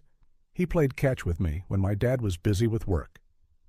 People aren't always who we think they are, Jake said, thinking of his own memories of Rick Brennan as the friendly neighborhood car dealer. If he's been killing families all this time, if he's still doing it? Mike's voice trailed off. Then we're going to stop him, just like we stopped your father. But even as Jake said the words, he felt a chill of fear. If Terry Brennan was continuing the operation, he would have learned from his brother's mistakes. he would be more careful, more paranoid, more dangerous. And if he suspected that Mike had found evidence against him. "You can't go home," Jake said suddenly. "If your uncle thinks you know something, you're not safe." "Where am I supposed to go?" Jake looked around the cemetery at the 4 fresh graves that represented 20 years of his own searching and suffering. His family was finally at rest, but other families were still in danger. "You're coming with me," Jake said. "We're going to sit down with Detective Cross and Agent Torres, and we're going to figure out how to catch this bastard before he kills anyone else." As they walked away from the graves, Jake couldn't help but think about the cruel irony of the situation. He'd spent 2 decades searching for his family's killers, and just when he thought justice had been served, the nightmare was starting all over again. But this time, he wasn't a 14-year-old boy left behind while his family drove toward their deaths. This time, he was a man who understood exactly how these predators operated, and this time he was going to be ready for them. The war wasn't over. It was just beginning. That evening, Jake's house became an impromptu command center. Detective Cross had driven up from Kentucky with Agent Torres and a FBI technical specialist. Mike sat at Jake's kitchen table, looking shell-shocked as he went through everything he'd found in his father's hidden lockbox. "The documentation is extensive," Torres said, examining photocopies of the materials Mike had discovered. "Customer profiles, insurance information, travel itineraries. Someone's definitely continuing the operation." Detective Cross spread out a map of Ohio and Kentucky on the table. "If the Taylor family was taken 3 weeks ago, and their car was found abandoned at this rest stop." She marked a location with a red pin. "That's consistent with the same intercept pattern we saw with Jake's family." "What about the other names on the list?" Jake asked. Torres was already working his laptop, cross-referencing the names against missing persons databases. "The Yamamoto family, reported missing 4 days ago, bought a Honda Pilot from Brennan's dealership 6 weeks ago. They were driving to Yellowstone." "Jesus," Mike whispered. "How many people has my family killed?" "Your family didn't do this," Jake said firmly. "Your father did, your uncle is doing, you're helping us stop it." But even as he tried to reassure Mike, Jake felt the weight of all those fresh graves that were probably being dug somewhere in the Kentucky wilderness. While he'd been mourning his own family and helping other survivors find closure, Terry Brennan had been continuing the killing. "We need to set up surveillance on the dealership," Cross said, "and on Terry Brennan personally. If he's planning another intercept." Torres looked up from his laptop. "There's a problem with that approach. If Terry suspects we're on to him, he could run. Or worse, he could accelerate his timeline and kill the families he's already targeting." "What families?" Jake asked. Torres turned the laptop around so everyone could see the screen. It showed a customer database from Brennan's Auto Sales, with recent purchases highlighted. Based on the pattern Mike discovered, there are at least 3 families who've bought vehicles in the last month and are planning trips in the next few weeks. If Terry follows the same operational schedule as his brother. "They're all potential targets," Cross finished. Jake studied the names on the screen. The Wilson family, who'd bought a SUV for a trip to the Grand Canyon. The Rodriguez family, who'd purchased a minivan for a drive to Disney World. The Patterson family, the same Pattersons whose kitchen he'd been working on when this all started. "I know the Pattersons," Jake said. "I've been doing construction work for them. They mentioned they were planning a family vacation to Gatlinburg next week." Cross and Torres exchanged glances. "That fits the profile perfectly," Torres said. "Family trip through remote mountain areas, isolated roads where intercepts would be easy." "So what do we do?" Mike asked. "We can't just let him kill them." "We use them as bait," Cross said grimly. "We warn them what's happening, get their cooperation, and set a trap." Jake shook his head. "You want to put a family with kids in danger to catch this guy?" "We'll have full surveillance, backup units, the works. The family will never actually be at risk." "That's what you said about the original investigation 20 years ago," Jake pointed out. "Look how that turned out." Torres leaned forward. "Jake, I understand your concerns. But if we don't act now, Terry Brennan is going to keep killing families. How many more graves are you willing to accept while we try to build a perfect case?" Jake looked around the table at the faces staring back at him. Detective Cross, who'd been trying to solve cases like this for decades. Agent Torres, who'd seen too many crime scenes like the one at Hutchins' cabin. Mike Brennan, whose entire world had been shattered by learning what his family really was. And somewhere out there, Terry Brennan was probably looking at customer files and planning which family would disappear next. "What exactly are you proposing?" Jake asked. The plan was set for Tuesday morning. The Patterson family would leave for their Gatlinburg vacation as scheduled, but with FBI agents posing as family friends, following at a distance. Jake would be in the lead surveillance vehicle with Detective Cross, monitoring radio traffic and coordinating with the backup teams positioned along the route. Terry Brennan had taken the bait perfectly. Mike had casually mentioned to his uncle that the Pattersons were excited about their upcoming trip, that they'd specifically asked about the best route to avoid traffic. Terry had been very interested in those details, asking Mike to follow up with the customers to make sure they were satisfied with their purchase.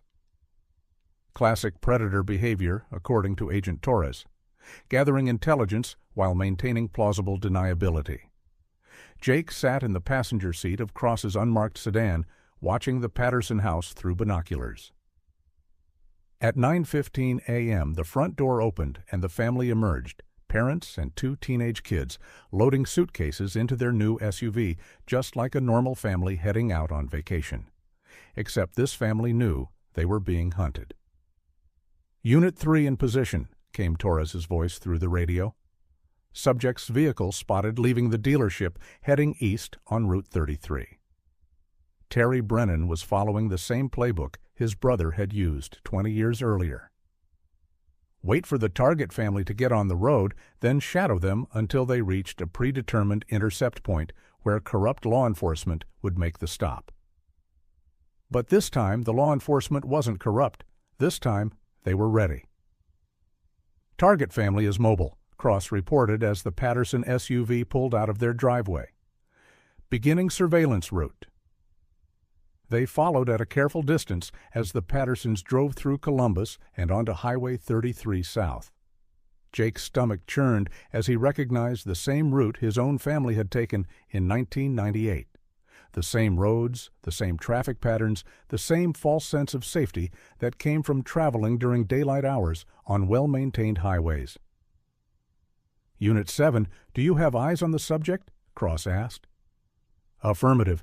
Terry Brennan's pickup truck is maintaining position approximately 1 mile behind the target family. He's made 2 phone calls in the last 10 minutes. Jake felt his pulse quicken. "He's calling his contact, setting up the intercept." They drove for nearly an hour, the small convoy moving south through increasingly rural territory. Jake watched the landscape change from suburban sprawl to farmland to the forested hills of southern Ohio. This was the same scenery his family had seen on their last day alive. "All units, we've got movement," Torres announced. "Subject has pulled off at the Route 682 exit. He's stopped at a gas station." Cross grabbed her radio. "Is he refueling?" "Negative. He's in the parking lot, engine running, talking on his phone again." Jake understood what was happening. Terry was coordinating with whoever was going to make the traffic stop, making sure the timing was perfect. The target family needed to be in the right place at the right time for the intercept to work. "Unit 5, what's the status of our fake deputy?" Cross asked. "In position at mile marker 127 on Highway 31E patrol car, visible from the road, ready to make the stop when the target family arrives. Mile marker 127. Jake's blood ran cold. That was the exact same location where his family had been intercepted 20 years ago. Terry Brennan wasn't just continuing his brother's operation, he was using the identical playbook. "He's moving again," Torres reported. "Subject is back on Highway 33, resuming pursuit of target family." The next 20 minutes felt like hours. Jake watched the rolling Kentucky countryside slide past the windows, knowing that somewhere ahead of them, Terry Brennan thought he was driving toward another successful murder-for-profit operation. Instead, he was driving into the most sophisticated law enforcement trap in Kentucky State Police history. "Target family is approaching the intercept point," Cross announced. "All units, prepare for contact." Jake could see the Patterson SUV ahead of them, driving at a normal speed, the family inside probably tense, but trusting that the FBI agents surrounding them would keep them safe. "Subject vehicle is accelerating," Torres reported. "Terry Brennan is moving to overtake the target family." "What's he doing?" Jake asked. Cross frowned at her radio. "Unit 7, clarify the subject's position." Wait, something's wrong. The subject just passed the target family. He's not stopping at mile marker 127. He's continuing south." Jake felt ice form in his stomach. He knows. Somehow he knows it's a trap. "All units, abort intercept," Cross commanded. "Subject is aware of surveillance. Do not approach until we can reassess." But Terry Brennan wasn't running. As they crested a hill, Jake could see his pickup truck parked sideways across both lanes of the highway, blocking the road completely. The Patterson SUV was forced to stop, their vehicle trapped between Terry's truck and the surveillance cars following behind. "He's got them boxed in," Jake said. Terry Brennan got out of his truck, and Jake could see he was carrying something in his hands. Not a police badge or citation book. A shotgun. "All units, suspect is armed," Cross shouted into her radio. "Target family is in immediate danger." Jake was out of the sedan before Cross could stop him, running toward the blocked highway where Terry Brennan was approaching the Patterson family's SUV with murder in his eyes. "Terry!" Jake shouted. "It's over!" "You're surrounded." Brennan spun around, the shotgun swinging toward Jake. His face was twisted with rage and desperation, the look of a man who knew his 20-year killing spree was finally ending. "Jake Morrison," Terry snarled. "Rick always said you were too stupid to let sleeping dogs lie." "Your brother killed my family for money," Jake said, still walking forward despite the shotgun pointed at his chest. "How many more families have you murdered?" "Not enough, apparently." Terry's finger moved toward the trigger. "But I can still finish what Rick started." The shot rang out across the Kentucky hills, echoing off the surrounding ridges like thunder. But it wasn't Terry Brennan who fired. Agent Torres, positioned in the tree line 50 yards away, had put a sniper's bullet through Terry Brennan's chest before he could pull the trigger. Terry Brennan collapsed beside his pickup truck, the shotgun clattering onto the asphalt beside him. Dark blood spread across his flannel shirt as his eyes stared sightlessly at the cloudy sky. Jake stood over the body of the man who had continued his family's murder-for-profit operation, feeling strangely empty. No satisfaction, no sense of closure, just the hollow recognition that another chapter in a very long, very painful story had finally ended. Detective Cross approached, her weapon drawn but lowered. "You okay?" Jake looked back toward the Patterson family's SUV, where the parents and kids were climbing out on shaking legs, alive and safe, because this time the trap had worked. "Yeah," Jake said, "I think I am." 3 months later, Jake Morrison stood in the field behind his Columbus house, watching a construction crew pour the foundation for a new building. The sign posted at the construction entrance read, "Morrison Family Crisis Center, helping families find their way home." The center would provide support services for families of missing persons, counseling, investigative assistance, and coordination with law enforcement agencies. It would be funded by the book deal Jake had signed to tell his family's story, along with donations from other families who'd been reunited with their loved ones because of the Brennan investigation. Detective Cross walked up beside him, carrying 2 cups of coffee from the donut shop across the street. "How's it feel?" she asked, handing him a cup. "Scary," Jake admitted. "I've spent my whole adult life focused on one thing, finding my family. Now I'm supposed to help other people do the same thing." "You've been doing that for months already.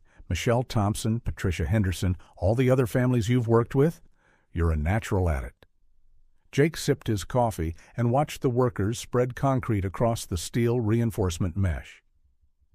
In a few months, this would be a building where other people could come when their worlds fell apart, the way his had 20 years ago. "I got a call yesterday," Jake said, "from a woman in Oregon. Her teenage daughter disappeared 6 months ago. Local police think she's a runaway, but the mother believes something else happened." "Are you going to help her?" "Already booked a flight for next week." Cross smiled. "Your family would be proud of you, Jake. You've turned their tragedy into something that helps other people." Jake looked across the field toward the street where he'd grown up, where he'd watched his family drive away for the last time. The house where he'd spent 20 years waiting for answers that finally came from the most unlikely place imaginable, a drone survey of remote forest land. "I used to think the worst thing that ever happened to me was staying home sick that day," Jake said. "Missing the trip that killed them. But if I'd gone with them, then Terry Brennan would have killed you too, and none of those other families would ever have been found." "I know, it's just—" Jake struggled to find the words. "I spent so long wishing I could have saved them. Now I realize maybe I was supposed to save other people instead." A truck pulled up to the construction site, and Jake recognized the driver immediately. Mike Brennan had been working construction for the past few months, learning the trade from Jake while trying to rebuild his life after learning what his family really was. "How's he doing?" Cross asked, watching Mike unload tools from his truck. "Better. Still has nightmares about what his father and uncle did, but he's committed to making amends however he can." "And the dealership?" "Closed permanently. Mike donated the property to the county for a memorial park. There's going to be a monument with the names of all the families his relatives killed." Cross finished her coffee and checked her watch. "I should get back to Kentucky. We've got 3 more cases that might be connected to copycat operations in other states." "More car dealerships?" "Car rentals this time. Same basic scheme. Identify targets with good insurance, intercept them during travel, collect the payouts." Greed is a remarkably consistent motivator. After Cross left, Jake walked through the construction site, imagining what the finished building would look like. Conference rooms where families could meet with investigators, a resource library with information about missing persons cases, offices for counselors and victim advocates, and in the main lobby, a memorial wall with photos of all the families who'd been murdered by the Brennan operation: his parents, David and Sarah Morrison, his sisters, Sarah and Jenny, the Hendersons, the Yamamoto family, Michelle Thompson's relatives, and dozens of others. All the people who'd been reduced to insurance claim numbers and profit margins, but who would be remembered here as human beings who'd been loved and missed and searched for by the families they'd left behind. Jake's phone rang as he was walking back to his truck. Unknown number. "Morrison Family Crisis Center," he answered, though the building was still just a concrete foundation. "Is this Jake Morrison?" The voice was female, middle-aged, with a slight southern accent. "Yes, ma'am." "My name is Linda Martinez. My husband and son disappeared during a camping trip in 2001. I saw you on the news about how you found your family after 20 years. I was hoping maybe you could help me find mine." Jake looked back at the construction site, where workers were already starting to frame the walls of what would become a place where other people could come when they'd lost everything and didn't know where else to turn. "Ma'am," Jake said, "that's exactly what we're here for." 20 years after watching his family drive away, Jake Morrison had finally found his purpose. It wasn't about bringing the dead back to life. It was about making sure the living never had to stop looking for the people they loved.